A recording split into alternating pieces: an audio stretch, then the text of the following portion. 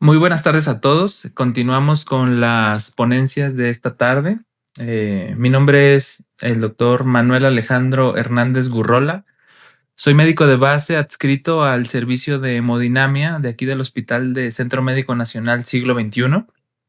Eh, es un placer estar con ustedes y presentarles el siguiente tema. Un agradecimiento al comité organizador quien me invitó a dar esta ponencia. Estoy muy halagado y vamos a empezar con la ponencia. El tema que vamos a dar a continuación es el tema de angioaccesos para hemodiálisis en pacientes con agotamiento vascular. Es un tema bastante interesante y muy importante, dado que estamos en un hospital donde la clínica de nefrología y de hemodiálisis es amplia. Tenemos bastantes pacientes, tenemos muchísimos pacientes con enfermedad renal crónica en este hospital. Sobre todo tenemos pacientes que necesitan angioaccesos para lograr la hemodiálisis. Y sobre todo tenemos pacientes muy complicados en los cuales no solamente tienen uno, dos o la historia de tres angioaccesos, sino que son pacientes que ya pasaron por un proceso en el que recibieron al menos 5, 6, 7 catéteres, ya sea catéteres permanentes o catéteres no permanentes, de diferentes accesos, yugular interno del lado derecho, izquierdo o vía femoral.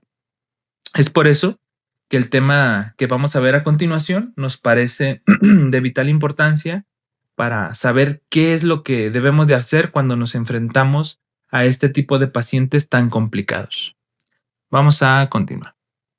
Cuanto a las definiciones, como decía, la enfermedad renal crónica es una afección generalizada que se caracteriza por el deterioro gradual de la función renal con el tiempo y que afecta a millones de personas en todo el mundo, como lo menciona la Fundación Nacional del Riñón.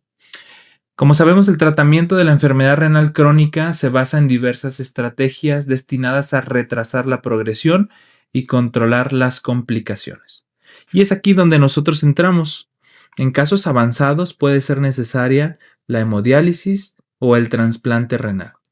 Nosotros entramos en la colocación de este tipo de catéteres en resolver las complicaciones o lo difícil que nos puede ser poner catéteres de hemodiálisis en pacientes con una historia amplia de catéteres en diferentes situaciones.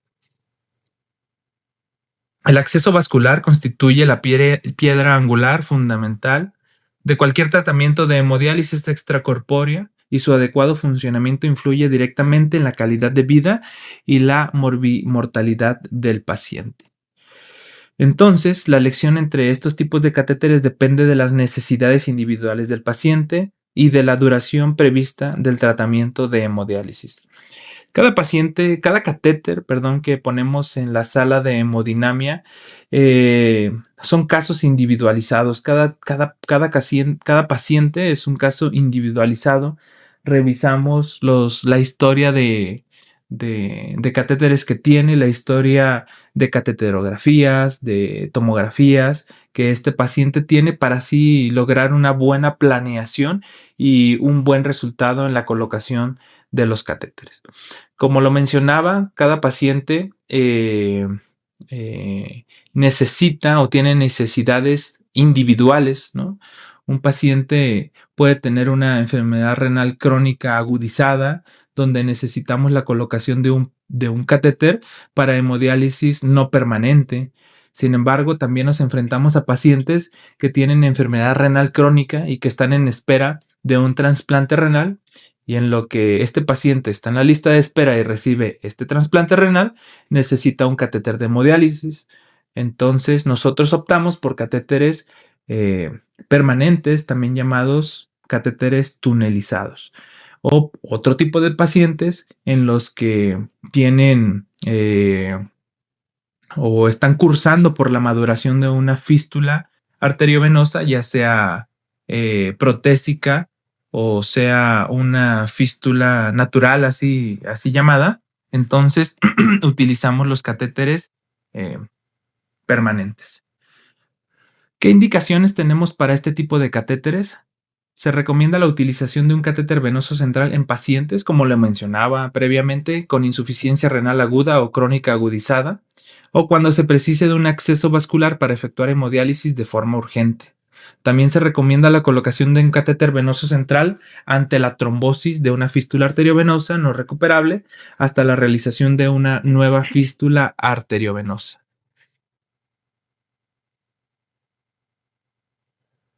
Según las directrices de la Sociedad Española de Nefrología, la primera opción es el acceso vascular es un acceso vascular mediante una fístula arteriovenosa, ya sea natural o protésica, entre otras opciones. Sin embargo, cuando se agotan estas alternativas, pues los catéteres de hemodiálisis permanentes tunelizados son los que nos van a salvar.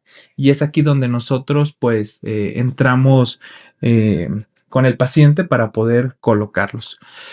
Les mencionaba que existen principalmente dos tipos de catéteres que se utilizan comúnmente para hemodiálisis, los tunelizados y los no tunelizados dependiendo de la necesidad del paciente.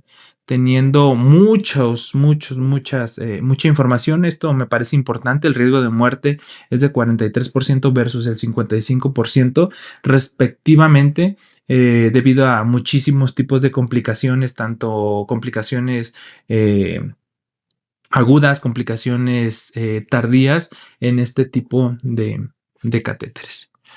Entonces, como les decía, pues esta es la adecuada colocación de un catéter. Colocamos el catéter vía vena yugular interna del lado derecho para así tener una adecuada situación dentro de la aurícula y así tener las menos complicaciones tardías que pudiéramos observar tiempo después. Del lado derecho tenemos otro ejemplo de una buena colocación de un catéter de hemodiálisis en un paciente con una corta historia de catéteres, donde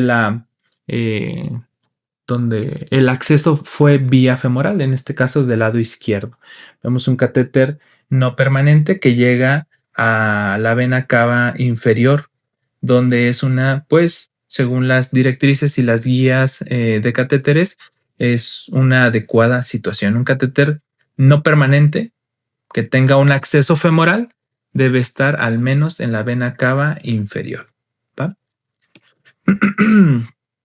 El paciente con agotamiento de acceso angiográfico convencional, con agotamiento de acceso, se han optado por vías menos comunes, o al menos se han tratado estas vías comunes de rescatar, ¿no? La disfunción de angioacceso se debe a trombosis, infección, entre otros factores, lo que conduce a un agotamiento irreversible de la red vascular. Y esto es de lo que vamos a hablar. ¿Qué es lo que podemos hacer nosotros para poder rescatar estos accesos tan valiosos que el paciente necesita para frenar lo menos posible eh, las últimas vías, como el catéter transauricular, que tiene una alta tasa de morbimortalidad, un catéter transcavo, ¿no? Entonces de esto vamos a hablar. Las complicaciones tardías surgidas tras la implantación de un catéter venoso central para hemodiálisis pueden clasificarse en agudas o precoces y también las tardías. En este caso, las que vamos a hablar y vamos a hacer énfasis son en las tardías: infección, trombosis relacionada con el catéter venoso central. En este caso se subdividen en extrínsecas e intrínsecas, siendo las extrínsecas la trombosis mural, trombosis venosa central, trombosis auricular, y las intrínsecas, formación de vaina de fibrina y trombo en la punta del catéter. Vamos a ver algunos casos que es, yo creo, la forma más adecuada y didáctica de ver cómo es que planeamos el rescate vascular de este tipo de pacientes. Vamos a ver. Las secuelas postrombóticas de pacientes con 7, 8, 9 catéteres son las siguientes. Estas secuelas son a las que nos enfrentamos semana a semana en el departamento de hemodinamia. Vemos, por ejemplo, del lado izquierdo una flebografía de un paciente con enfermedad renal crónica, donde instilamos medio de contraste y vemos una adecuada opacificación de la vena axilar del lado derecho. Este diámetro se conserva hacia la vena subclavia de este mismo lado. Sin embargo, ya en la unión yugulo-subclavia, donde vemos aquí de este lado, y el tercio superior de la vena inominada, continúan con adecuado calibre. Sin embargo, vemos cómo existe justo aquí en el tercio superior de la vena inominada, ya en su confluencia con la vena cava superior, secuelas postrombóticas, donde vemos solamente un paso filiforme del medio de contraste hacia segmentos más inferiores. Del lado derecho vemos una punción directa de la vena yugular interna del lado derecho. Vemos la colocación de un introductor vascular 5 French. Hacemos un disparo de medio de contraste y vemos una red vascular totalmente anómala, donde la unión yugulo-subclavia está completamente perdida. No hay una comunicación y prácticamente no vemos vena inominada del lado derecho. No vemos nada de la vena cava superior. Todo esto compensado por una red vascular periférica que no nos sirve para la colocación de un catéter venoso central para hemodiálisis. En las siguientes diapositivas vemos lo mismo, secuelas postrombóticas del lado derecho, de la vena axilar y la vena subclavia, sin comunicación hacia los vasos centrales, donde la red colateral de las venas axilares en topografía de la vena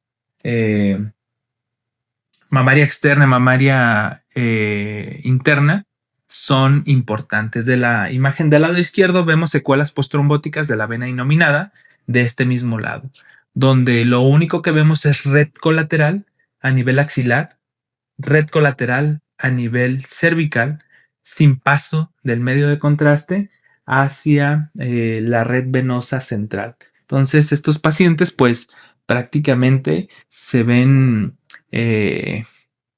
complicados para la colocación de este tipo de catéteres.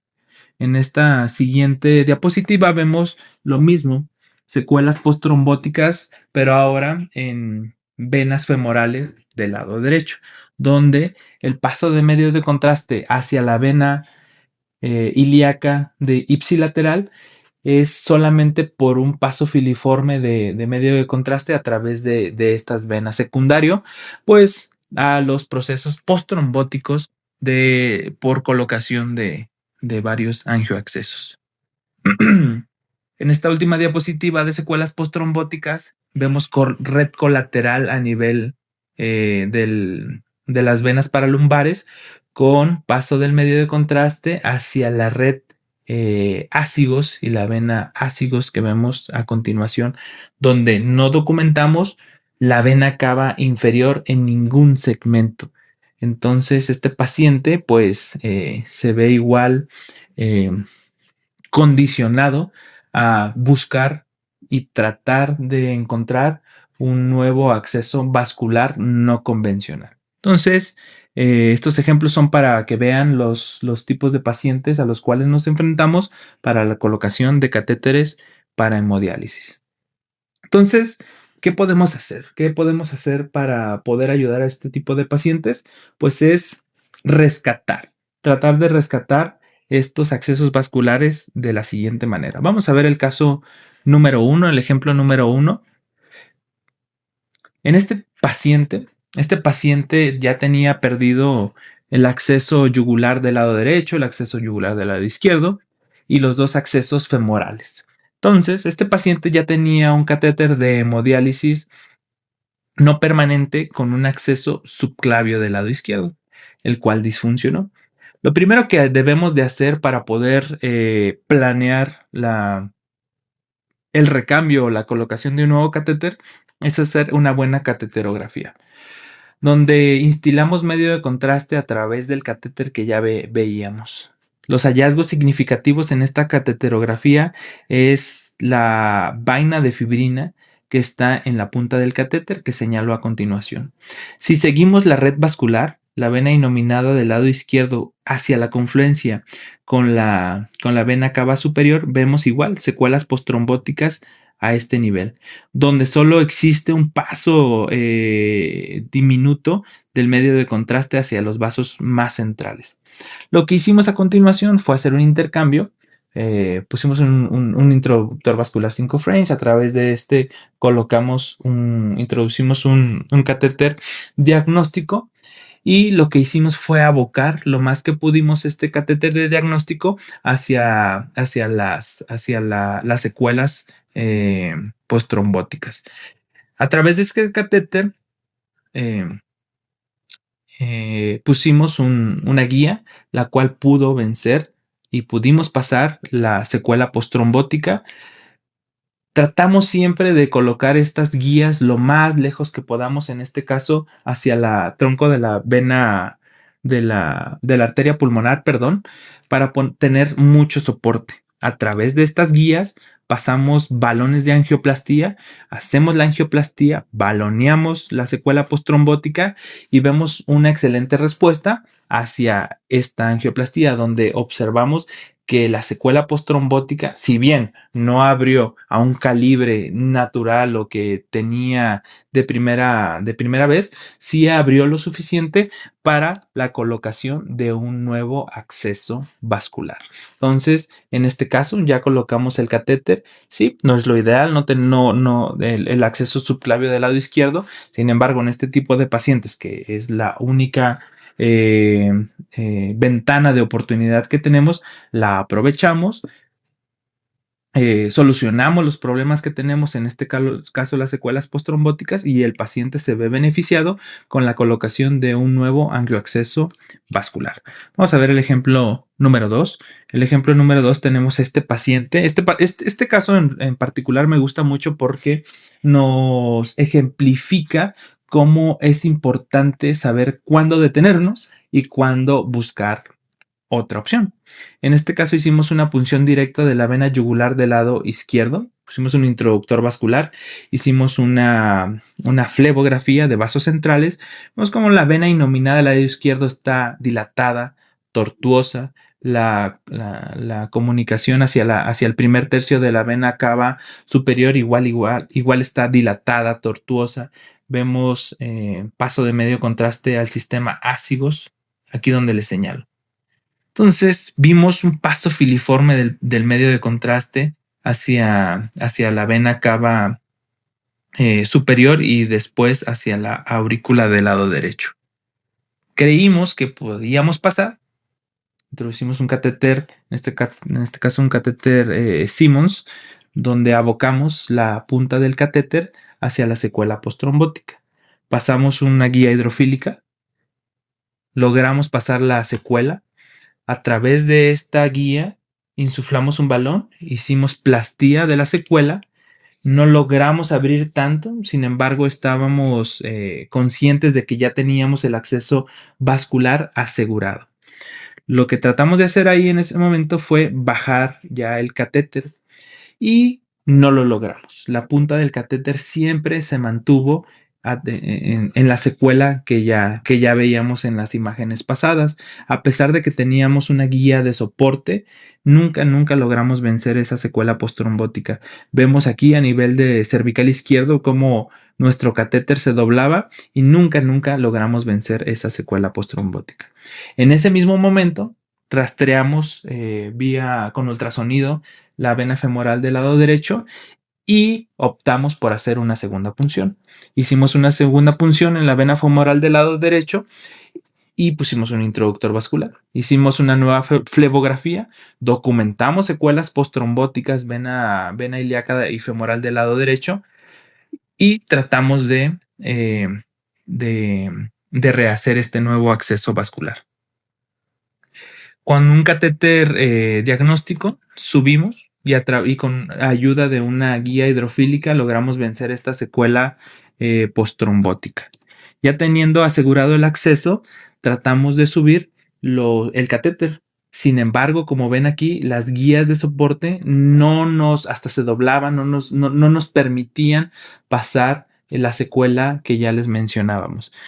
Comúnmente, cuando pasa esto, colocamos guías de soporte en cada lumen del catéter para que nos dé obviamente más soporte y aún así no logramos pasar. Por lo cual hicimos una plastía a nivel de la secuela postrombótica, insuflamos el balón, vimos cómo abrió, no tanto, o sea, si ustedes ven estas imágenes, vemos que no abre tanto la secuela, sin embargo, la resistencia que nosotros sentimos al momento de pasar el, el catéter es significativa. O sea, se siente en las manos como esa resistencia previo a la plastía es completamente diferente. Y gracias a esto logramos subir el catéter. En este caso fue un catéter tunelizado, un catéter permanente de 50 centímetros, con el cual logramos poner la punta del catéter en la aurícula del lado derecho. Entonces, en este ejemplo podemos observar cómo hay momentos en los que tenemos que desistir y tenemos que ir a buscar otros caminos. En este caso nos sirvió el camino femoral del lado derecho. En el ejemplo número 3 tenemos este paciente en donde ya tenía secuelas postrombóticas en miembros superiores, tanto del lado derecho, del lado izquierdo. Solamente vemos red vascular colateral, los vasos centrales nunca se vieron opacificados. Y el catéter que tenía de vía de yugular izquierda estaba completamente trombosado también. Entonces hicimos un rastreo femoral del lado derecho, muy parecido al paciente pasado. Colocamos un introductor vascular, hicimos una buena flebografía, nos dimos cuenta que toda la vena cava inferior estaba completamente sana, no vemos secuelas postrombóticas, por lo cual decidimos, a pesar de tener estas secuelas postrombóticas, intentarlo. Igual, logramos vencer la secuela, pasamos guías e hicimos angioplastía secuencial de balones de menor calibre a balones de mayor calibre. En este caso, como les decía, si ustedes ven esta imagen, el, el cambio de calibre de una imagen a otra es apenas perceptible, pero de verdad si sintieran la resistencia cambia totalmente cuando hacemos la plastía. En este caso, el paciente se fue beneficiado por la colocación de un catéter no permanente de hemodiálisis de localización en la vena cava inferior. En el ejemplo número 4 tenemos a este paciente donde tenía un catéter de hemodiálisis femoral del lado derecho.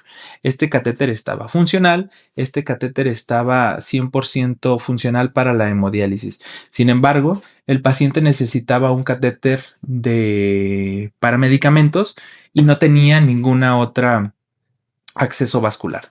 Entonces, lo que hicimos fue una punción de la vena subclavia del lado izquierdo, colocamos un introductor vascular, hicimos una flebografía donde vemos estas secuelas postrombóticas en todo el trayecto de la vena subclavia, en el ángulo yúgulo subclavio, la vena inominada igual con secuelas postrombóticas y la confluencia hacia la vena cava superior, con secuelas postrombóticas. Lo que hicimos y colocamos un catéter Headhunter, nos abocamos a la secuela postrombótica más significativa, logramos pasar una guía hidrofílica hacia la vena, hacia la aurícula del lado derecho.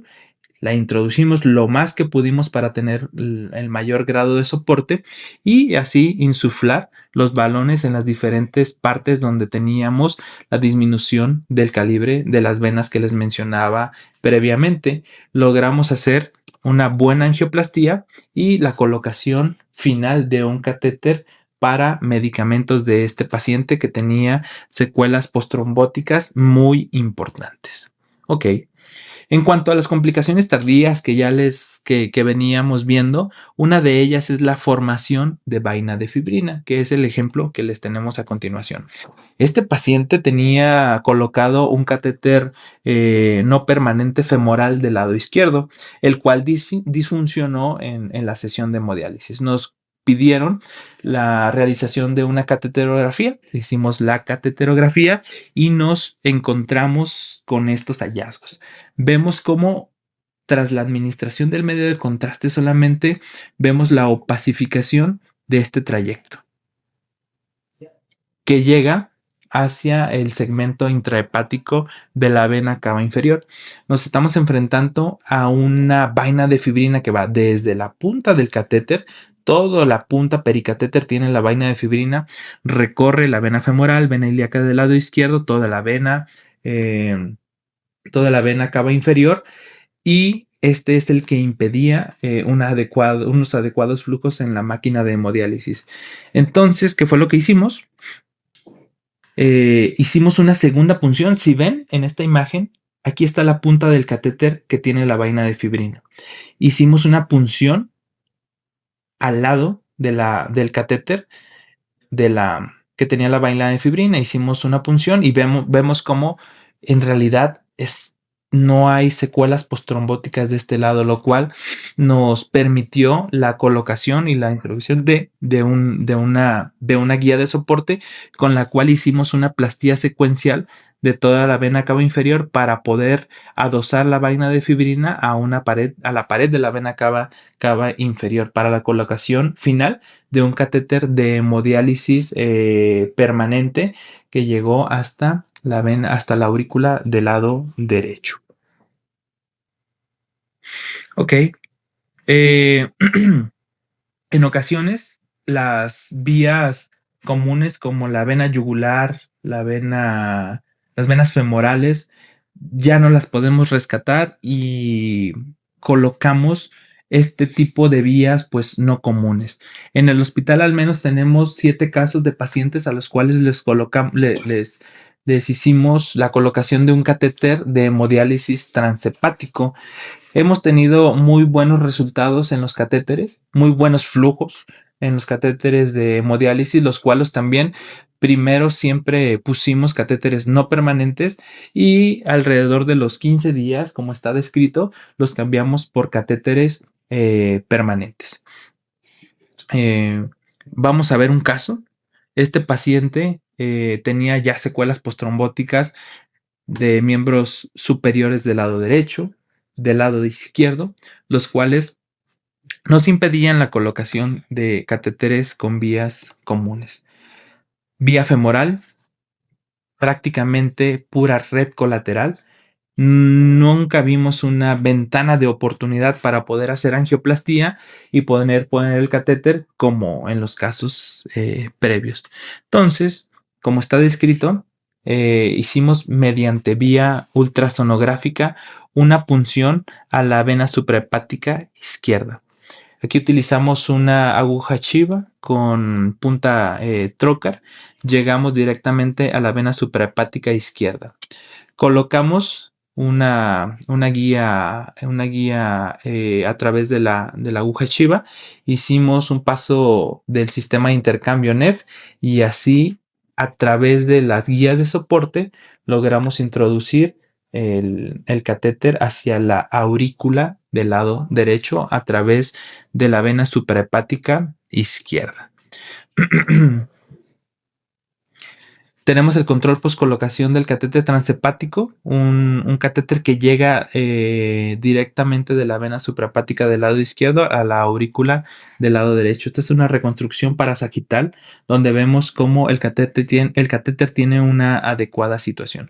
Este tipo de catéteres pues son prácticamente la última opción que nosotros podemos ofrecer, secundario a que pues son catéteres, son pacientes muy bien seleccionados donde las ventanas de oportunidad en otras vías más convencionales son completamente nulas. Entonces tenemos al menos los casos que al menos esos casos que les mencionábamos, donde los pacientes han tenido muy buena evolución y en realidad los catéteres siguen funcionales.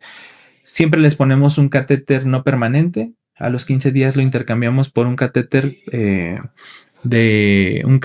tunelizado, un catéter permanente, para poder así tener las sesiones de hemodiálisis. Otros casos, hemos tenido este año 2 casos de pacientes con secuelas postrombóticas de la vena yugular del lado derecho y venas femorales. Sin embargo, estos pacientes tienen la variante de vena cava superior izquierda persistente y es aquí donde nos encontramos con la posibilidad de colocar un catéter de hemodiálisis en esta situación. Lo que hacemos es una punción directa de la vena yugular interna del lado izquierdo, bajamos una guía, aseguramos el acceso y así hacemos una flebografía.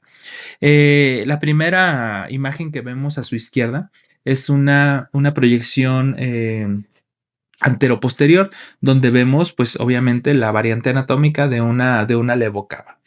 Aquí importante mencionar que las medidas que realizamos las hacemos en una proyección oblicua izquierda para poder ver así la curva que tiene esta levocava y poder hacer las medidas necesarias para poder introducir el catéter y que la punta del catéter quede en la vena, perdón, en la aurícula derecha. Entonces, posterior a la punción y al aseguramiento del acceso, siempre trabajamos, en los 2 pacientes que hemos tenido en este año, hemos trabajado al paciente en una proyección oblicua del lado izquierdo para poder colocar el catéter. En este caso, nosotros metemos el sistema PilaWeight solamente hasta la primera curva para poder así descender posteriormente el catéter, en este caso permanente, y la adecuada colocación de la punta del catéter en la aurícula del lado derecho. Entonces, estos pacientes los hemos estado siguiendo actualmente. Son pacientes que han tenido muy buena respuesta a la colocación del catéter. Tenemos incertidumbre de ver la punta del catéter no tenga una migración, sobre todo hacia las venas suprahepáticas, por la curva que ésta tiene. Entonces, estamos atentos a la evolución de estos pacientes para ver si no continúan con secuelas postrombóticas, por ejemplo, o vainas de fibrina pericatéter o migración de la punta del catéter a las venas suprahepáticas. Entonces, aún es algo nuevo para nosotros, pero estamos en contacto con estos pacientes para ver la evolución de los mismos.